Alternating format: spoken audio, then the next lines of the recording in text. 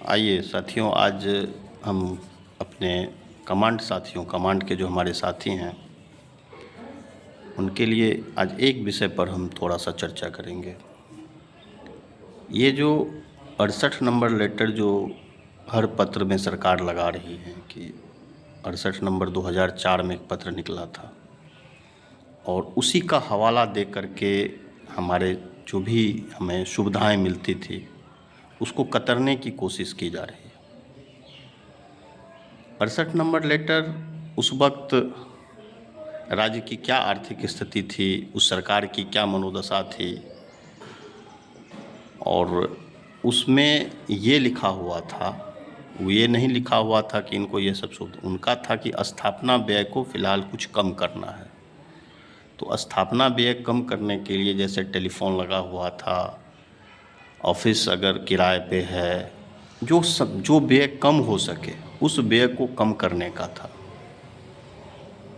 ये व्यवस्था वहाँ पे थी। और इसलिए एक कमेटी बना करके उस पत्र को जो है सो निर्गत किया गया था कि आप कोई भी प्रोन्नति करते हैं या कोई नियुक्ति करते हैं तो उससे पहले आप एक बार सरकार से उस पर अनुमति ले लीजिए। सही बात है, अनुमति तो लेना भी चाहिए। तो ये उसमें ये भी नहीं लिखा हुआ था कि आपको प्रोन्नति नहीं देना है, आपको नहीं करना। वो था कि सिर्फ एक बार आप पूछ लीजिए, आपको ये नहीं खरीदना है, आपको। तो मान लीजिए जहाँ पे सरकारी भवन नहीं था तो वहाँ वो ऑफिस कैसे चलाते? सिंचाई विभाग का कॉलोनी नहीं था, वहाँ कैसे ऑफिस चलता? ऑफिस नहीं चलता ना। तो उसमें भी ये था कि जो आपका जहाँ जहाँ प्रीफैब का बना हुआ है पहले से, उसमें लेके चले जाइए। मतलब कम करना है, पैसे को कम खर्च करना है। और 2004 के बाद 2010 में, हाँ, तो 2004 के बाद 2010 में न्यायालय के आदेश पर सेवा शर्त भी बनाया गया, जिस पर हम लोग बहुत चर्चा किए हैं। उस सेवा शर्त को विधानमंडल के दोनों सदन से पास कराया गया। सिर्फ पेंशन की सुविधा उसमें नहीं है, पेंशन को छोड़ करके लगभग सारी सुविधा उसमें दी गई है। आज के डेट में उस सेवा शर्त के मुताबिक भी आप हमें सारा सुविधा दीजिए। उस सेवा शर्त, हालांकि सेवा शर्त जो हमारा एक्ट था उसमें सेवा शर्त सरकार को नहीं बनाना था, सेवा शर्त बोर्ड को बनाना था, बोर्ड से पारित होना था। तो बोर्ड तो पहले पास कर ली थी बिहार सरकार का सेवा शर्त, वो चला। फिर जब ग्रेच्युटी के केस के मामले में सुनवाई हुई तो सुनवाई के क्रम में जज साहब ने पूछा कि आप ग्रेच्युटी क्यों नहीं दे रहे हैं, क्यों नहीं दीजिएगा? तो ये बोर्ड है, फलाना है, सरकार ने ऐसा कहा होगा। तो कहा सर, तो माननीय उच्च न्यायालय के माननीय न्यायाधीश पूछे होंगे कि भाई आप इनका सेवा शर्त क्यों नहीं बनाए? तो सेवा शर्त आनन फानन में, जिसको कि हम लोग सुहेल संहिता के नाम से जानते हैं, तैयार किया गया।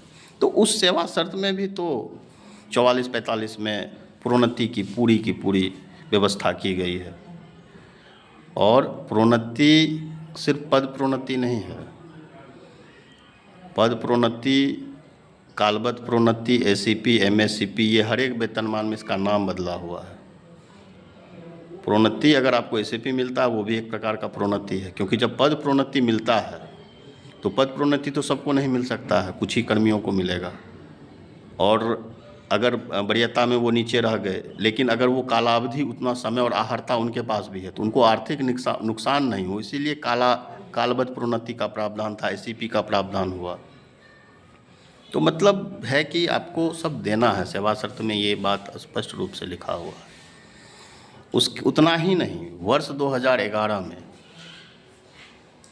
यहाँ के तत्कालीन आयुक्त अध्यक्ष JRK राव साहब ने एक पत्राचार किया विभाग से, उनको कुछ कनीय अभियंता की यहाँ नियुक्ति करनी थी।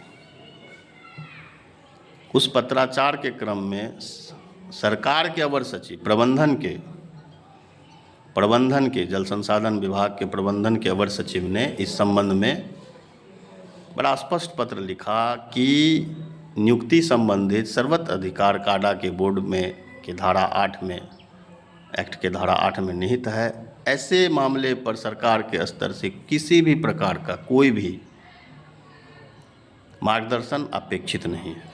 इस तरह का वो पत्र दिए थे और उस दिन से यहाँ पे कुछ नियुक्तियाँ भी हुई थी। अनुकंपा का नियुक्ति तो हो ही रहा था, उस पर सरकार का था ही। तो आप जो नेगेटिव पत्र है 2004 का, उसको लेके बैठे हुए हैं, उसके बाद कितने पॉजिटिव पत्र आए, उसको कौन समझाएगा? वो आप क्यों नहीं समझते हैं? वो सरकार के जहन में ये बात क्यों नहीं जाती? तो अभी तो मैं इस पर मंथन करने के लिए आप सबको और सरकार तक इस बात को पहुंचाने के लिए इस छोटे से वीडियो के माध्यम से मैं बता रहा हूं कि देखिए कितनी माकूल बात है। जो पहले पत्र निकलती उसके बाद उस संबंध में जो कोई भी आदेश निर्देश निकलता है तो पहले का पत्र खुद ब खुद समाप्त हो जाता है।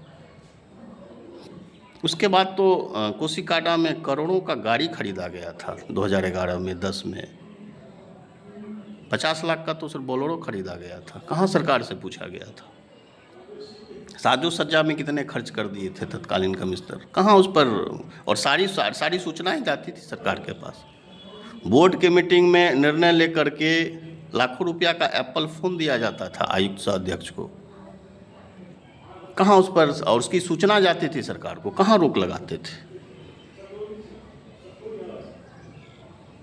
और कुछ हमारा अगर वेतन बढ़ता है तो उस पत्र का आप हवाला लगा दे, उसके चलते आप सेवांत लाभ रोके हुए हैं कुछ लोगों का।